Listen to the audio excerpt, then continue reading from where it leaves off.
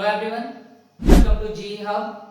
आज हम लोग फाउंडेशन के टाइप 7 को प्रैक्टिस करने के लिए कुछ सेंटेंसेस देखेंगे। फाउंडेशन के टाइप 7 में आपको याद होगा जिसमें हमने वाज वर साथ में having plus two plus V1 का यूज किया है ना। मुझे उसे क्यों बुलाना पड़ रहा था, क्या उसे वहां जाना नहीं पड़ रहा था। थर्ड सेंटेंस, आपको क्या खरीदना पड़ रहा था,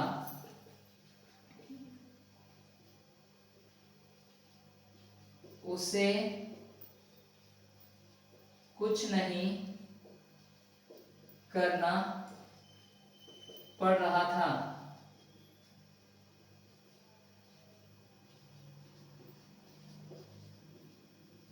आपको बच्चों को पढ़ाना पड़ रहा था। ठीक है, ये 5 सेंटेंसेस हम लोग अभी देखेंगे। देखिए, फाउंडेशन के टाइप 7 की अगर आप बात करें तो टाइप 7 में हमने रूल क्या पढ़ा, सब्जेक्ट के बाद वाज वर के साथ हैविंग के बाद to plus verb 1 and then object. Same उसी रूल से हम लोग इस सेंटेंस को बनाएंगे, सभी सेंटेंसेस। मुझे उसे क्यों बुलाना पड़ रहा था। अगर हम यहां बात करें तो सेंटेंस क्वेश्चन है, दैट्स व्हाई इंटरोगेटिव। मुझे उसे क्यों बुलाना पड़ रहा था, आप इसका जवाब हाँ या ना में नहीं दे सकते, इसलिए ये कंडीशनल इंटरोगेटिव। और जब कंडीशनल इंटरोगेटिव है तो हम लोग सबसे पहले क्वेश्चन वर्ड देंगे। क्वेश्चन वर्ड क्यों के लिए why, then after was I having to call him या हर, डिपेंड करता है कि आप किसे बुला रहे हैं। ठीक है, क्या उसे वहां जाना नहीं पड़ रहा। अगर हम इस सेंटेंस को देखते हैं तो ये सेंटेंस एक क्वेश्चन है, इसलिए ये इंटरोगेटिव हुआ और इसका जवाब आप हाँ या ना में देंगे, that's why it is simple interrogative. और नहीं भी लगा हुआ है तो नेगेटिव। इस बार हमें simple interrogative negative rule use करना है और सिंपल इंटरोगेटिव नेगेटिव रूल में हम वाज वर को पहले रखेंगे, तो वाज को पहले रखेंगे because the subject is he और शी।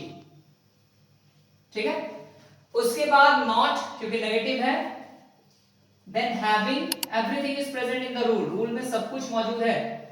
अगर आप रूल की अच्छे से प्रैक्टिस करें तो ये ट्रांसलेशन बहुत डिफिकल्ट नहीं होते हैं, है ना। was he not having to go there, was she not having to go there। आपको क्या खरीदना पड़ रहा था, once again this is a question। अब जब ये क्वेश्चन है तो हम देखेंगे कि इसका जवाब हाँ या ना में है या नहीं है। तो ऑब्वियसली इसका जवाब हाँ या ना में नहीं है, तो ये कंडीशनल इंटरोगेटिव हुआ और नेगेटिव का कहीं कोई सेंस नहीं है। तो हम आगे बढ़ेंगे। कंडीशनल वाले में सबसे पहले क्वेश्चन वर्ड, क्या के लिए व्हाट, देन वाज वर देंगे क्योंकि सब्जेक्ट यू है, then having to plus V1 खरीदना buy, you can write purchase also. Okay, उसे कुछ नहीं करना पड़ रहा था। देखिए, उसे कुछ नहीं करना पड़ रहा था, इसको अगर हम लोग कभी भी बनाएं, कुछ नहीं वाले सेंटेंसेस को जब भी आप बनाएं कुछ नहीं, तो आपके पास दो चीजें, या तो आप कुछ नहीं के लिए डायरेक्टली क्या लगा ले, नथिंग, पहला कंडीशन। दूसरा कंडीशन, अगर आप सेंटेंस में नॉट ले आते हैं तो फिर नथिंग का यूज नहीं करके किसका यूज करेंगे आप, एनीथिंग का। ठीक है, कुछ नहीं के लिए दो तरीके हैं, दोनों तरीके से हम लोग सेंटेंस को बना लेंगे। उसे कुछ नहीं करना पड़ रहा है, उसे हम मेल मान लेते हैं तो ही का यूज कर रहे हैं, है ना। आप शी भी लिख सकते हैं। ही was having to do nothing, he was having to do nothing। एक ये तरीका हुआ। अगर आप चाहे नॉट यूज करके तो आप बना सकते हैं he was not having to do, बस यहां नथिंग नहीं लिख के क्या लिखना है, एनीथिंग। तो कुछ नहीं वाले सेंटेंसेस को दो तरीके से डील कर सकते हैं हम लोग। मेरे पास कुछ नहीं, अगर हम पोसेशन में एक एग्जांपल लें, मेरे पास कुछ नहीं है, आई हैव नथिंग, और अगर आप नॉट लगाते हैं तो आई हैव नॉट एनीथिंग। ठीक है, आपको बच्चों को पढ़ाना पड़ रहा था, ये अफर्मेटिव सेंटेंस है। ये सेंटेंस हम लोग नेगेटिव मान सकते हैं, नेगेटिव लेकर के चलते हैं। ठीक है, आपको बच्चों को पढ़ाना पड़ रहा था, अगर हम ये रूल सेंटेंस देखें तो ये अफर्मेटिव है, और अफर्मेटिव में हम यू वर हैविंग टू पढ़ाना, that means teach children, you were having to teach children। so easily हमने कुछ सेंटेंसेस को देख लिया। तो अगर आप 1 into 6 को अच्छे से प्रैक्टिस कर लें, आप ये कैलकुलेशन समझ जाए कि कब हमें क्वेश्चन वर्ड देना होता है, क्वेश्चन वर्ड के बाद ऑक्सिलरी वर्ब फिर सब्जेक्ट, तो अगर 1 into 6 का प्रैक्टिस आप कर लेते हैं तो ये सारी चीजें बेहद आसान हो जाती है। और जब ये चीज आसान हो जाती है तो किसी भी रूल को आप आसानी से समझ सकते हैं, और जब आप रूल समझ जाते हैं तो ट्रांसलेशन बिल्कुल बड़ी बात नहीं होती।